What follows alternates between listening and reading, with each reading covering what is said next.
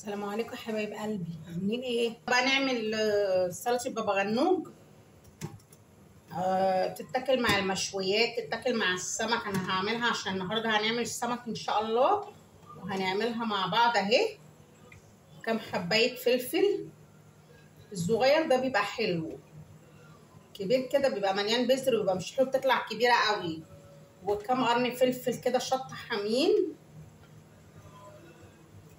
هجيب بقى الصينيه عشان بس ما يتحرقش معايا في الفرن. لازم احط شويه زيت صينيه كده، بس تكون ما بتلزقش، عشان انا ما احطش البتنجانتين دول اطلعهم الاقيهم ما فيش اهو. بدحرجهم في الزيت كده،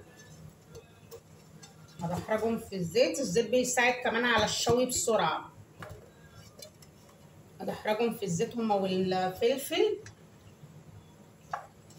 اسيبهم عندك ورق فويل غطي، ما عندكش دخليهم كده، بس انا ما بحبش اغطي اهو. الزيت بيساعدهم بسرعه اهو. وهدخلهم هرميهم في الفرن، وبعد كده اما يطلعوا نشوف هيتعملوا ازاي. بصوا بقى يا حبايبي، بعد ما شوينا البتنجان، شوينا بقى كده وطلعناه اهو. بس سيبناه يبرد، هنقشره ونهرسه بالهراسه او الكبه اهو. بصوا القشره بتطلع بكل سهوله. قلتلكوا الزيت بيسهل. بصوا مفيش لحم طلع في القشره. الزيت بيسهل ان القشره تطلع بكل سهوله، ويسهل كمان الشوي بسرعه. انا بصراحه بحب اشوي في الفرن، ما بحبش اللي بيشوي على البوتاجاز من فوق، ده بيتحروق وبيبهدل البوتاجاز ويبهدل الدنيا. بصوا اهو بكل سهوله اللحم طلع اهو، وبسم الله ما شاء الله جميله اهي، ومش مفيهاش بذر كمان.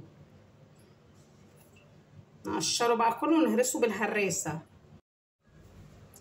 اهو. بصوا بقى هنا قشرناها اهو، قشرت. والفلفل بصوا المشوي، الفلفل المشوي انا بصوا بحب اعملها بالهراسه، بس همسك طبعا الفلفل بالمقص. انا بحب اعملها بالهراسه احلى. هقص كده بالمقص اهو. فلفل بقى طبعا مشوي كده بيبقى جميل. لو عندك فلفل احمر حطي، عندك اي فلفل تاني حطي، الوان بيديها طعم حلو. الهراسه بقى اهي، ننزل عليها بالهراسه. انا ما بضربهاش في الكبه لسبب، انا ما بحبهاش مهروسه قوي، بحبها كده تدغدغ شويه، لان المهروسه قوي دي، الناعمه قوي دي كده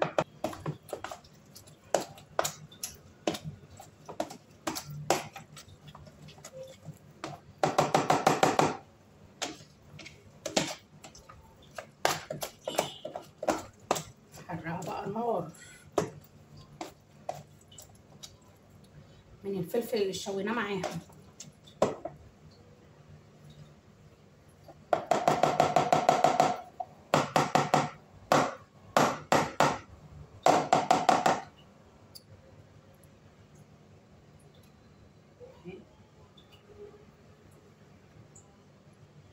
اجيب بقى الطحينه بتاعتي، عندي طحينه اهي خام احطها عليها. انزل بالطحينه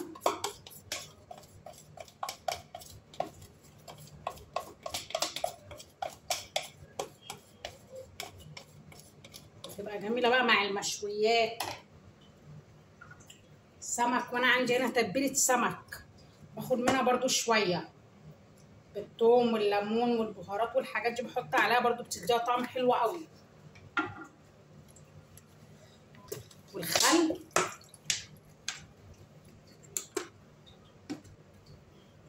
وشويه الزيت الزيتون طبعا بيخلوها حلوه.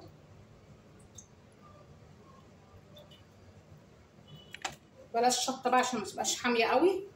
شويه فلفل اسود، طبعا الكمون، بتنجان يبقى كمون، كمون مهم. ملح،